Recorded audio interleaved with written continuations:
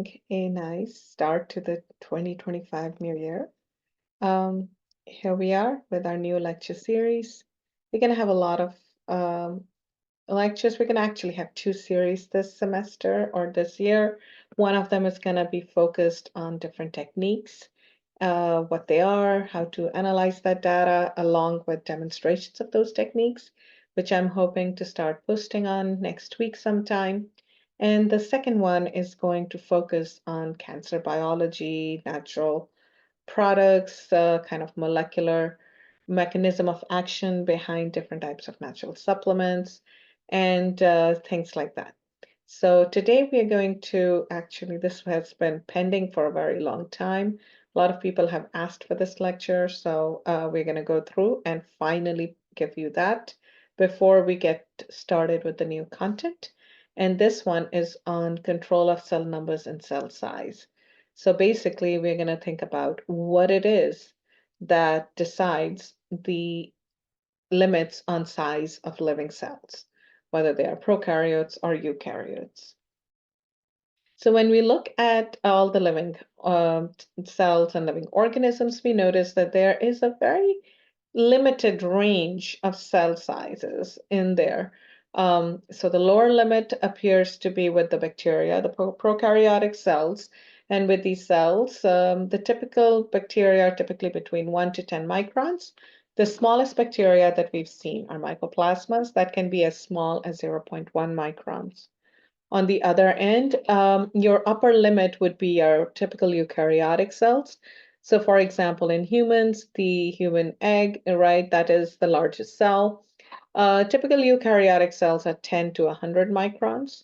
So still, 0.1 to 100, it is quite a range, but not like, say, limitless. An ostrich egg is what is considered the largest cell. If you look at cells without any of these outer coating, the largest cell is this marine alga, Valonia ventricosa, which can grow up to 5 centimeters in diameter, and that's really large and pretty cool looking for that. So what limits the cell size? So there are many reasons why a cell would want to limit the size and why they cannot go beyond that size. One of them is rate of diffusion. It also depends on surface to volume ratio, because obviously as the size increases, so does the volume. The amount of DNA that's there and how quickly it can be replicated and processed, as well as how quickly it can make, transcribe and translate and make all the proteins needed for all the needs for the cell. And finally, metabolic constraints. So let's go through these one by one and talk about what it is that we mean by each one of these constraints. So the first one that we're going to talk about is our chemical transport through diffusion. So obviously a lot of our intake and input depends on diffusion. Our biological membranes may not be very permeable by themselves, but with the help of the transporters and channels, with the proteins in there and other mechanisms, they are able to take in all the things that a cell needs for its survival and continued work. Now, cells rely on this diffusion where things are moving from the higher concentration to lower concentration areas to carry on their appropriate functions, whether it is for their just energy needs or survival through oxygen or getting rid of waste. All of those things require diffusion. All those processes are reliant on that. So when we look at diffusion itself, when there is a super small cell or when there is a small cell, this process is very fast and efficient. Things can move over short distances very quickly, very easily, and it's not a problem. But as the cell gets larger and larger, this process takes a lot longer. These molecules take a lot longer to get through the membrane into the cytoplasm to their final site. So if you have a cell that is 8 inches in diameter, which is about the size of a dinner plate, it would literally require months for nutrients to get to the center. which means that it cannot survive, essentially. So the rate of diffusion, essentially, how the chemicals, amino acids and sugars and oxygen can get transported to the cell, essentially determines that Goldilocks cell size. What's the perfect size for a cell? So here you can see different equations that kind of look at that relationship and how quickly things are getting to the center and the size of the cell, right? And if you look at it, what a typical, the kind of Goldilocks size for a eukaryotic cell is considered about 15.7 microns. And for a prokaryotic cell, again, it would be, about much smaller. So most prokaryotes, you will know, will be between 1 and 10 microns in size. And most eukaryotes are between 10 and 100, but a lot of them would fall in this kind of Goldilocks range. That's where you'd see the majority of your cells. So here again, this is also relates to surface to volume ratio. So as the cell size increase, the volume increase a lot faster than the surface area. And that creates a problem in, again, movement of particles in and out of the cell and having enough stuff there to support the cell. So if you have a 1 millimeter cell radius, the cell to surface to volume ratio is 3. And when so here, if we've cut out a little window into this animated cell, and you can look inside, and most of that is going to contain all the organelles and the nucleus, and it will have sufficient space for things to move around while not having a lot of empty dead space. The larger a cell gets, this ratio becomes smaller. And that causes a lot of this dead space that needs to be either filled up with more organelles, so that's a higher energy requirement, more work for the cell to do, and more energy needed for the cell to maintain that size. So what are these things that it would need? If you're increasing the cell size, you'll need more proteins to be made to support it. You'll need more mRNA that can be translated into these proteins, and you would need a lot more organelles. Maybe the nucleus needs to be a bigger size, the number of nucleoli, mitochondria, vacuole, all those things that are needed for essential functions for the cell to perform will need to be increasing either in size themselves or in number to accommodate for that. Similarly, for cell division, mitotic spindles would need to be able to grow longer before they become destabilized. The centrosomes will need to be sufficient for this mitotic spindle to be created. So there are a lot of issues with that. They would probably need to be larger and more robust as well. Other things that are size independent are size independent proteins and genomic DNA. So at the end of the day, you still have the same genomic DNA. Just because the cell increased in size doesn't mean it's suddenly going to have more than 2 copies of DNA or a larger genome. Those things are not related to each other directly. So how does then DNA limit the cell size? Well, again, as the cell size increase, there's no extra DNA. You still have the same 2 copies of each genes as usual, and those 2 copies have to be sufficient to create enough mRNA to make enough protein, and as a result, to sustain the cell. And that may not be possible if you have some housekeeping protein that is needed in a really large amount all the time. DNA is the one that's going to tell the cell which proteins need to be made through transcription into those mRNAs. And then those genes, when they are transcribed into mRNA, will need to be translated by ribosomes. So you better have a lot of ribosomes available. And those ribosomes would need to be made as well in sufficient quantity so they can translate these proteins.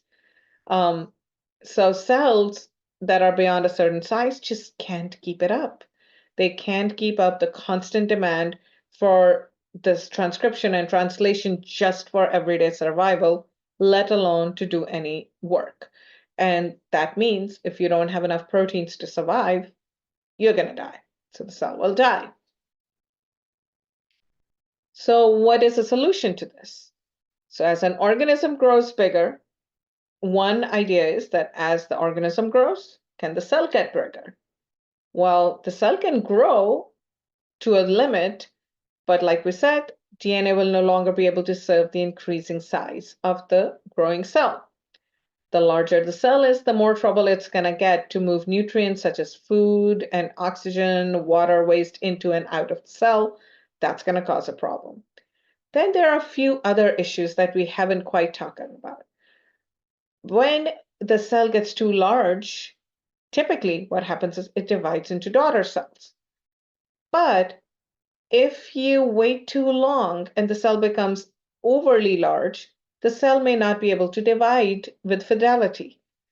Before cell division, it's going to have to replicate all of its DNA.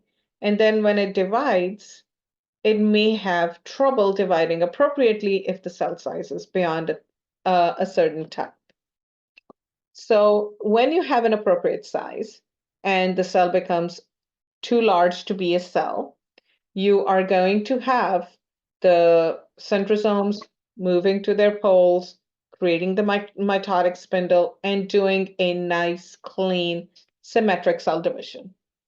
However, if the cell is too large, the centrosomes may not be able to reach the center of the cell and may not be able to create the mitotic spindle appropriately.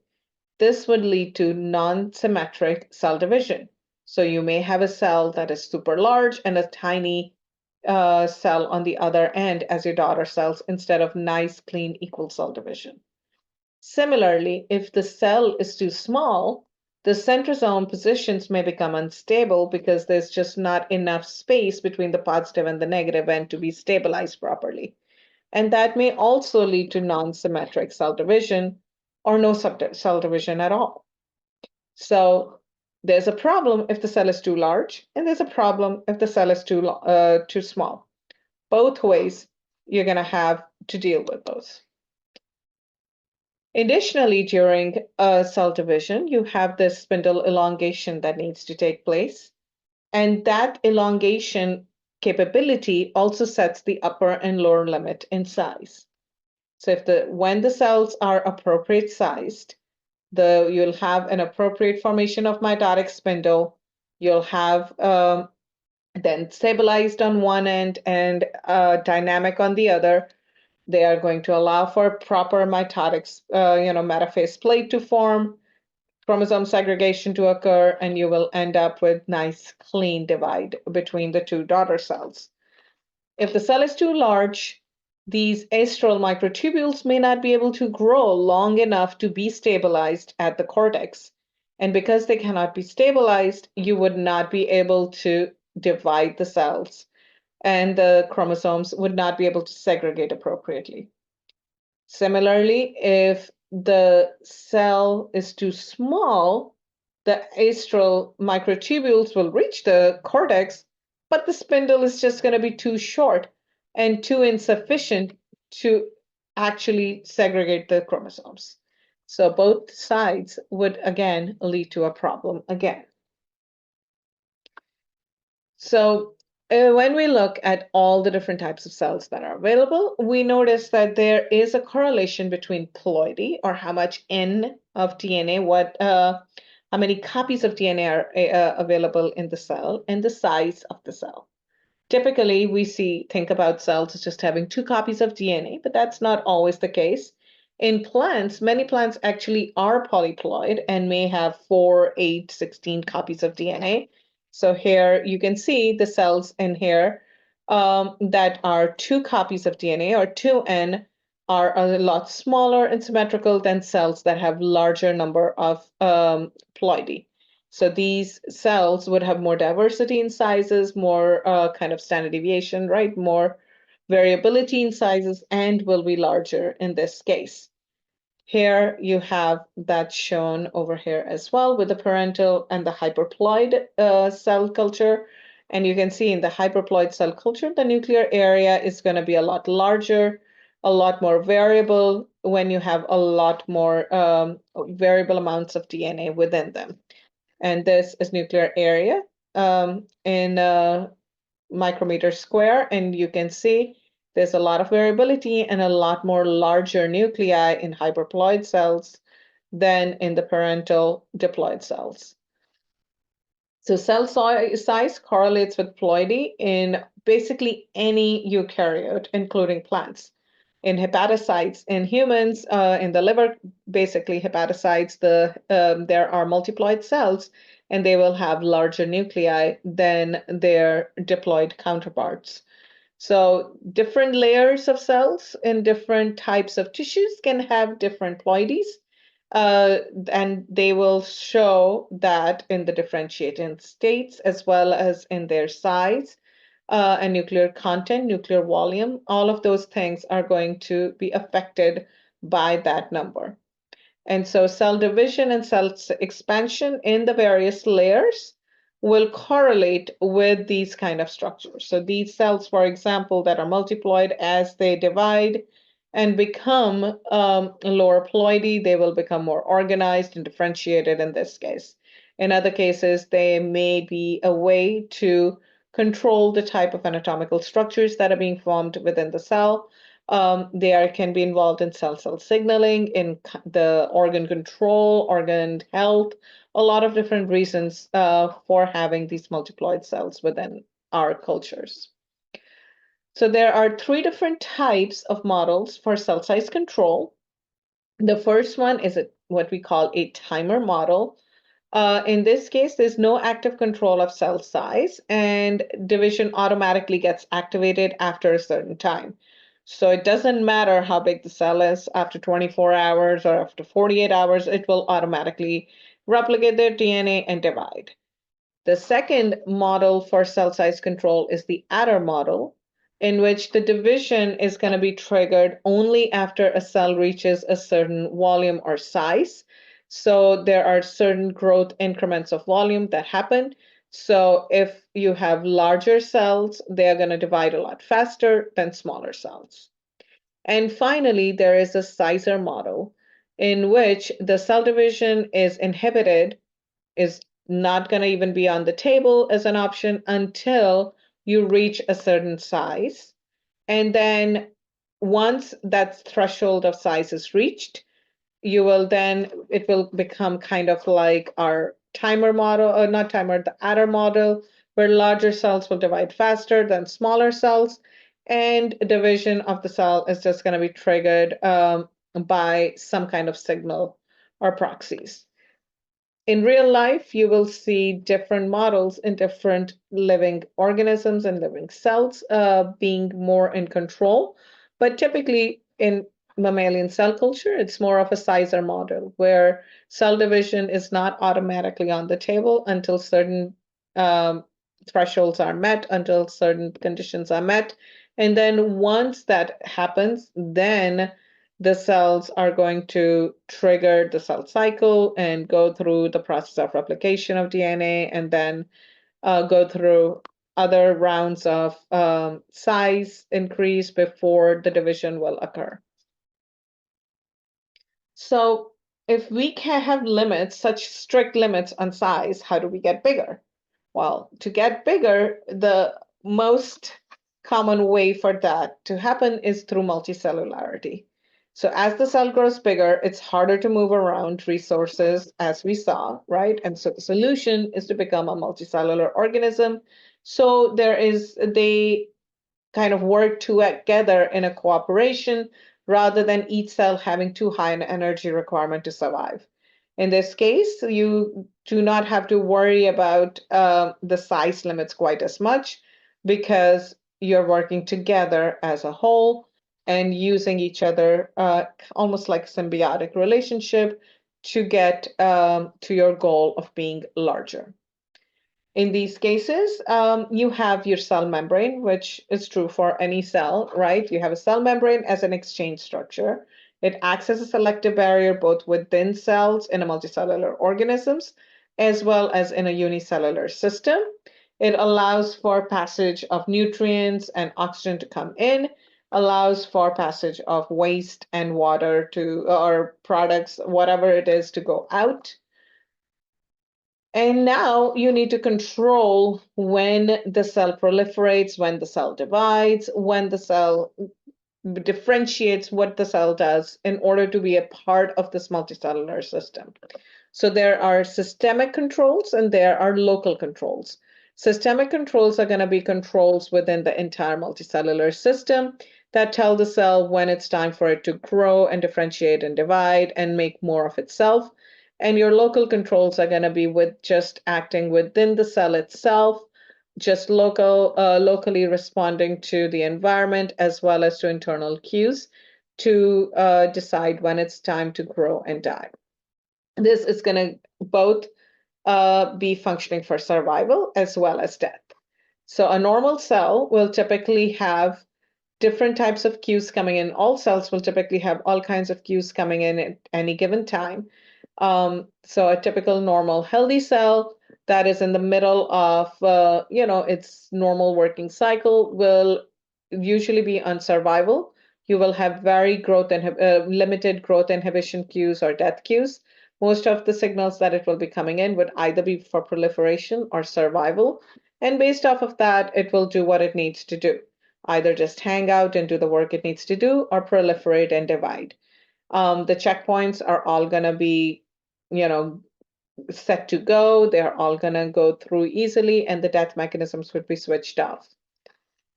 However, let's say that this cell gets damaged because of some outside or internal, insult. Some genotoxic damage happens, radiation exposure, some ingestion of toxins, a liver cell getting, in an alcoholic's body, whatever it is. When that happens, the proliferative and the survival cues either go down in quantity or completely shut down. And in their place, you have growth inhibitory cues as well as death signals that are going to be expressed by the cells and the surrounding tissue. And that in turn will block checkpoints and induce death-related pathways, whether it is through apoptosis or autophagy, necrosis, whatever the case may be, leading to the cell dying out and disappearing. Another thing that you can get is when there is some kind of a damage, but it's not so severe that it needs to cause death to the cell or just be an automatic death sentence. Maybe it can still be fixed. So in this case, you'll have both the survival and growth inhibitory cues in place. These signals will tell the cell to stop growing and proliferating actively, instead be on survival mode, make sure that the damages are fixed, and the growth inhibitory cues will just make sure the checkpoints are blocked. So no death will happen, but the cell will not go through cell division. It will just hang out and try to fix itself.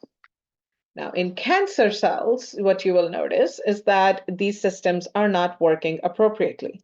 So in cancer cells, they will produce their own proliferation and survival cues to feed their own growth, which will cause uncontrolled survival and proliferation. In addition, they will typically have mutations that will kind of not respond to growth inhibition cues, even if they are present, and not respond to death cues, even if they are present. This leads to a continuous proliferative cycle, leading to these cells growing into a tumor. So what are these go-ahead signals? The go-ahead signals for cell proliferation and survival are typically protein signals that promote cell growth and division. These could be internal pro-growth and growth inhibitory signals, or external signals that they receive from surrounding cells or even far away tissues and organs, like we do with endocrine system in the shape of growth hormones. The primary control of these systems is typically through phosphorylation of kinases to activate or inactivate proteins involved in cell cycle, which will be cell cyclin CDK complexes, depending on where the cell is at the time in the cell cycle process. Extracellular growth factors can also increase the synthesis and decrease the degradation of macromolecules that can promote growth, leading to stimulation of protein synthesis or inhibition of growth protein degradation. So growth factors will typically activate these receptor tyrosine kinases. These receptor tyrosine kinases, when phosphorylated, will activate PI3 kinase that activates AKT. AKT is pro-survival protein, so it is going to help the cell go into growth phase or at least survival phase and through stimulation of protein synthesis and inhibition of protein degradation. Now, again, there is a difference between normal and cancer cells when it comes to that too. Typically, as cells get crowded, they stop dividing and just stop to grow and just become what we call quiescent. And this is called density-dependent inhibition.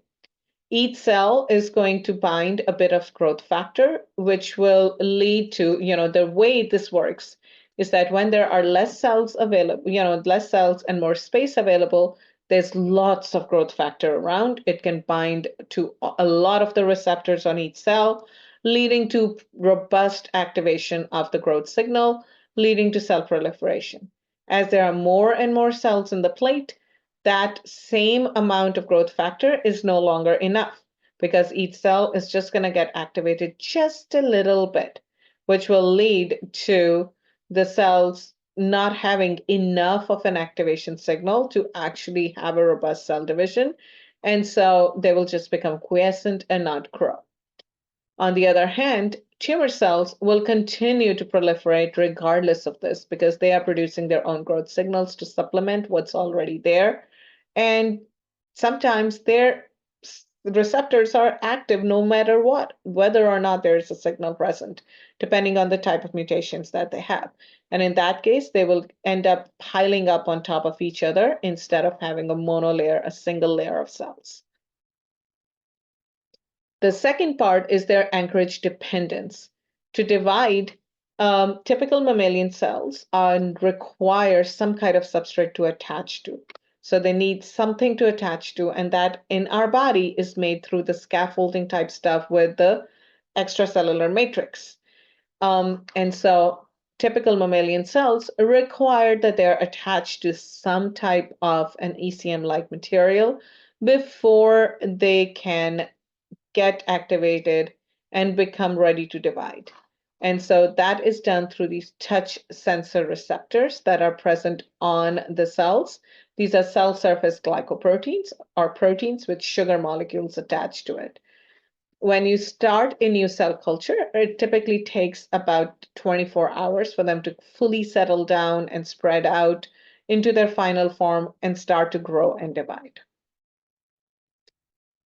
On the flip side, cells also control their number in a multicellular organism, as well as in their size and need and shape through programmed cell death or apoptosis.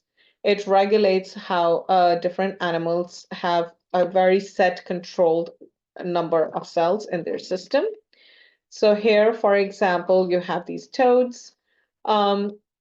And so in C. elegans, for example, first of all, they'll have specific number of cells in their final structure, and there are certain number of cells that undergo apoptosis during cell division, during development at certain points to create that. In frogs, you have, webbed fingers and toes, but they get cleaned up during development through apoptosis. So all these areas, these webs between their fingers are going to get slightly separated during development. The frog losing its tail during metamorphosis as it develops into an adult frog also happens through apoptosis. So the good thing about apoptosis is it is a very quick and clean process. It is very controlled, so it does not lead to any mess or any disturbance of other cells around that system. So the cell that has the signal to die is the only one that gets dead, that turns dead. You get these membrane blebbing, you get these vacuoles, and eventually, as it dies out, the little bodies that are kind of made from this dead cell are engulfed by phagocytic cells within the body and just taken away, eaten up. There is a very specific cell signaling pathway that gets activated when apoptosis occurs. This can occur through intrinsic or external signals, When it is mediated by intracellular signaling, the apoptotic stimulus is coming from within the cell. That apoptosis signal will typically activate several layer of proteins called caspases. So it will initially take the initiator procaspase, cleave it to activated, leading to activated initiator caspase. This activated initiator caspase will then activate executioner caspase that will lead to cleavage of multiple substrates and apoptosis. On the other hand, this process requires other proteins as well. So the caspases get activated through proteins in the mitochondria that are released when the apoptotic signal is started. So the intrinsic apoptotic death program is regulated through the mitochondria for the BCL2 family of intracellular proteins. So on the mitochondrial outer membrane, there are these proteins, Bax and Bac molecules that are there. These normally are combined together. BCL2 is a protein that is also present within the mitochondria, but it is not active. It is when it becomes activated, it separates Bax and Bac molecules, leading to release of cytochrome C from the mitochondria. Cytochrome C is an integral part of the respiratory pathway, so it's going to release that from the cell, from the mitochondria, so the mitochondria won't be able to produce energy like it normally does. That's one step, that's the first step. This cytochrome C will then bind to adapter proteins that will assemble together to create this molecule called an apoptosome. This apoptosome will then recruit caspase 9, leading to the rest of that caspase pathway. The death substrates in here include many of the cell structural proteins, as well as other proteins, and destruction of those proteins lead to the cell basically getting destabilized and dying. The apoptotic signals can also come from other cells, activating the extrinsic pathway. In this case, we have a killer lymphocyte that recognizes the cell as damaged or messed up or maybe not self.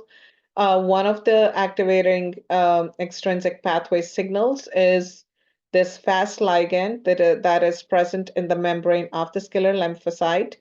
It will bind to a death receptor on the cell in question that it wants to kill. When it binds to the Fas receptor, it recruits adapter proteins and procaspase 8 in this case to this complex. This complex, when completely made, is called disc in that intracellular portion. This disc will lead to cleavage of caspase 8, thus activating it. Activated caspase 8 will then activate executioner pathway caspases like caspase 3, leading to apoptosis of that target cell. And then once the cell dies, this killer lymphocyte is free to go do this all over again. So this is a little bit of a different pathway. Now, things to remember in your extrinsic pathway, it's caspase 8 that's activated through the death receptor. In intrinsic pathway, it's caspase 9 that is activated through the mitochondria releasing cytochrome C. The second step is the executioner caspase, which in both cases is the same protein called caspase 3.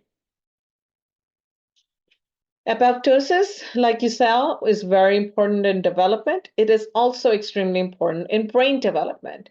So at birth, we start off with a large number of nerve cells that many of which die out in the first few years as our body or as our brain starts to receive stimuli and make actual signals and make actual axons and dendrites to make those connections. So you have your nerve cell axons and the nerve cell body. They are going to be binding and interacting with target cells. These target cells will release survival factors that are going to keep only those nerve cells alive that actually come in contact with these target cells or in their space. Cells whose exons do not reach this area will not survive and will die out. This allows for better memories to be formed and better connections to be formed. Because if all those nerve cells stayed alive, we wouldn't be able to make as intricate a network as we do over time. However, too little stimulation can also lead to death of all the cells, leading to issues as well. So it goes both ways.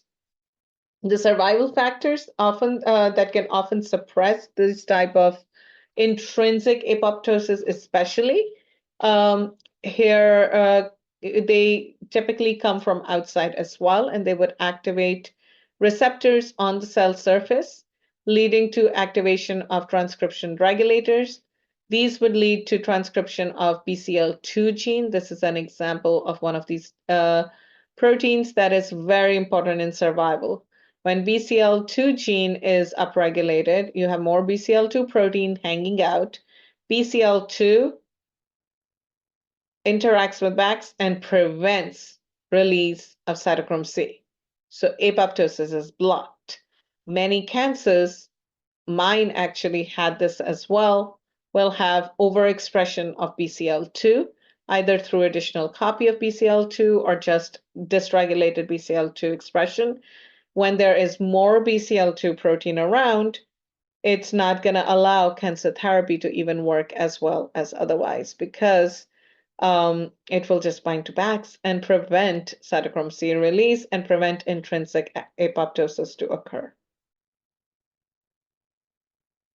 So just as a summary, our cell size is limited due to reduced efficiency of diffusion, amount of DNA that's there, cell surface to volume ratio. Other things that also limit the amount cell size are centrosomes and spindles, because centrosome have to center just right for proper mitotic spindle to occur and proper cell division to happen. Same thing with spindle elongation. They have to get all the way to the cell cortex from the center. So that's going to limit cell size because they can only go so long. Cell membranes act as exchange structure for oxygen and nutrients, allowing multicellular organisms or larger unicellular organisms to exist. Animal cells require extracellular signals to survive, grow, and divide. And these survival signals can suppress programmed cell death or apoptosis. When we have mitogens or growth factors in our environment, they can stimulate cell division. They can also stimulate cells to just grow without dividing, depending on the needs of the cell. Some of these signals can inhibit cell survival, division, or growth. Those would be what we would call growth inhibitory signals. And then finally, apoptosis can be mediated through intracellular or extracellular signals. Intrinsically, apoptotic death is regulated by the BCL2 family, and extrinsically, it is mediated by the death receptor and death ligands. So hopefully that was useful. I will see you again in a few days with a new lecture. Have a good day. Take care. Bye-bye.